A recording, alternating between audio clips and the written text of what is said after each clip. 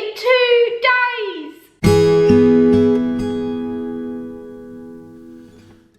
Hi guys, welcome back to my channel. So this is my 39-week pregnancy update.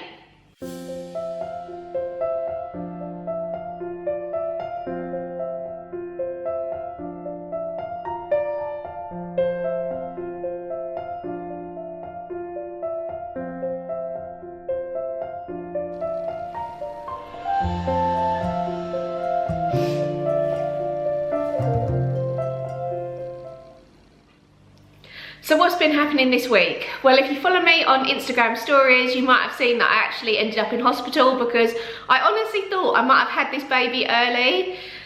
What happened was I did my last day at work on Thursday, come home and felt some really strange movements from the baby.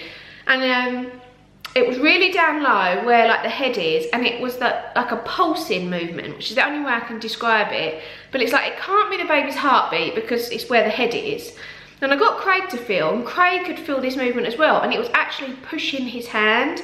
And he was like, I don't like this. And I was like, I don't either. It's not something that's familiar to me. It's totally like new feeling. So I rang the midwife because I just felt like maybe the baby was in distress or something like that. And they said that there's no point sitting at home worrying about it. They was like, come in and we'll get you checked out. So Craig, Ralph and I all went off to the hospital. They hooked me up with some monitors. One was to check the baby and one was to monitor any contractions I might have been having. So they was checking the baby's heartbeat, and also I had a button to press every time the baby moved. But what was really interesting is that while I was in hospital, I started getting contractions. So where the contractions were sitting about 20 on the monitor and going up to 50 and coming back down, up and down, they then started getting stronger and stronger and stronger. They went over 100. And Craig and I just looked at each other and were like, this is gonna happen. This is gonna happen today. And what's the funny thing is that I was 38 plus 1 day, and that is the day I went into labour with my son Ralph. And it was like, can this all be happening again on exactly the same day? The midwife come back in and she checked the baby, and she was happy that the baby's heartbeat was fine and the movements were all good. So they were really happy that the baby was all okay, which was like great news. And she said to me that although I am getting contractions, they're not regular. So she was like, look, go home, monitor them overnight. If they continue to get stronger and they become more regular, then I needed to obviously go back because obviously I would be in labour then. But luckily, although I had them through the night, they did ease off by the morning. So yeah, false alarm, and I've made it to 39 weeks. Can see the baby. No baby's kicks at the minute. No kicks at the minute. And Ralph was just so cute in the hospital. Like, sometimes I think he really understands what's going on with the baby, and other times I don't think he does at all. But he was so interested in the hospital, and he was so caring and loving, and he climbed up on the bed with me and he was trying to listen to the baby, and he put his hand on my belly and he was like, I can feel, Mum, I can feel baby moving. And you know, he was just really caring and loving, and yeah, he's gonna make such a great big brother.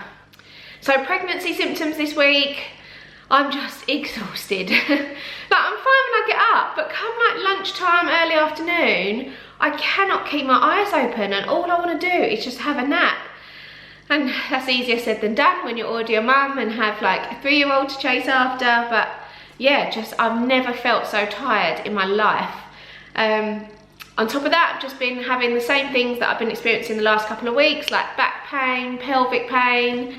I can really feel it in my knees now. I think all this extra weight is just taking its toll on my knees. But yeah, also like Braxton Hicks, which I was experiencing a few weeks ago, but they are a lot tighter and a lot stronger now, like what I was experiencing in the hospital. But they are still not regular, so you're just like, come on baby, stay in. It's a really funny feeling at this stage because I am totally done. Like, if I knew I could have a natural labour, I would be doing everything right now to get this baby out.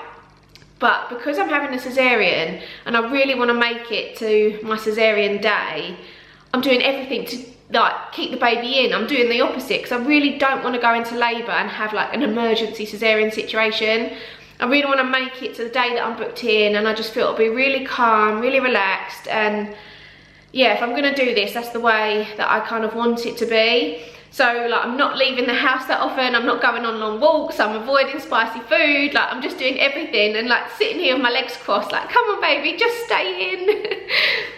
And I actually feel really calm about it, which has really surprised me because I've been so nervous about it for the last few months. But I think ever since I met with my consultant and, you know, based on my history and failed forceps and having big babies and I've got a narrow pelvis, that he said to me, you're doing the right thing. And I think just that confidence in my decision has just made me relax so much. And now I'm actually just really looking forward to it. And I just can't wait to meet our baby and find out whether we've got a boy or a girl. I just feel really ready for this now. So I'm getting all prepped for my cesarean. I've had my blood test this morning, which you have to have within 48 hours of having your cesarean. So I went and done that at the hospital today. Although I did have to wait an hour and a half to be seen because that's how busy they were, which is just crazy, but it's all done. I've also taken off my nail varnish because I remember when I had my son Ralph, they asked me if I could take off my nail varnish with him, but it was gel nails and they couldn't take it off. So I've been prepared this time because when you're in theatre, they can tell a lot by your nail and the colour of it and things like that, and obviously monitor my health from that. So I've left my nail varnish off this time. And then the night before, I just have to take a tablet, which is like an anti-sickness tablet. I think I can eat up to about 8 o'clock the night before and have water up to 6 o'clock in the morning. And then I'm not allowed anything else till I've had the cesarean. So yeah, I'm all set to go. So the baby is 19 to 21 inches long now and is about the size of a watermelon, and also all its organs are fully developed and now ready for functioning outside the womb. And obviously the main thing is that the baby's lungs have now like matured, and that's why they never like to book in cesareans before 39 weeks, because it takes to this point for the lungs to really develop. So I feel so pleased that I've got to this stage and I can't wait to meet my baby. So that's it, my very last pregnancy update, because whatever happens now, next time you see me, I would have had the baby, which just seems crazy. Like, oh, I'm just so excited. I'm so happy. I just cannot wait for this baby now. But it just seems strange that in the next day or two, everything's gonna change and we're gonna go from a family of 3 to a 4, but I cannot wait. So thank you so much for following along this journey with me. Like, I've really loved sharing this with you and hearing your pregnancy stories and your lovely comments and messages. And I do plan to continue filming like after I've had the baby, and baby updates and postpartum updates. So I'd love for you to stick around, and if you haven't done so already, then I'd love for you to subscribe to my channel. But yeah, that's it from me. Stay tuned and I will keep you all updated and let you know if we've had a little boy or a little girl very, very soon. But thanks for watching. Bye.